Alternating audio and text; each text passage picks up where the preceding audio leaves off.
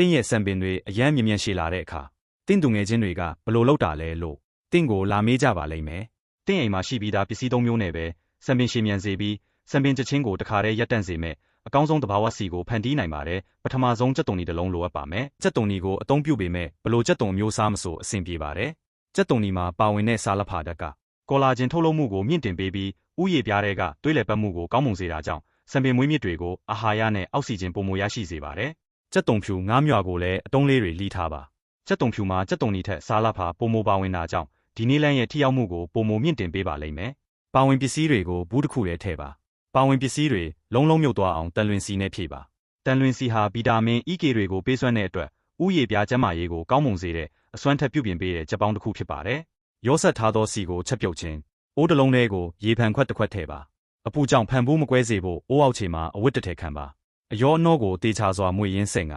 မိနစ်ကြာကြိုချက်ပါပြီးရင်အယောအနှောကိုစစ်ထုတ်လိုက်ပါဓာတ်ရော့ပါကိုအသုံးပြုပြီးစီကိုဥယျာဉ်ပြားပေါ်တိုက်ရိုက်လိမ့်ပါဆုပ်ယူမှုကောင်းအောင်မိနစ်အနည်းငယ်ကြာနှိမ့်နယ်ပေးပါ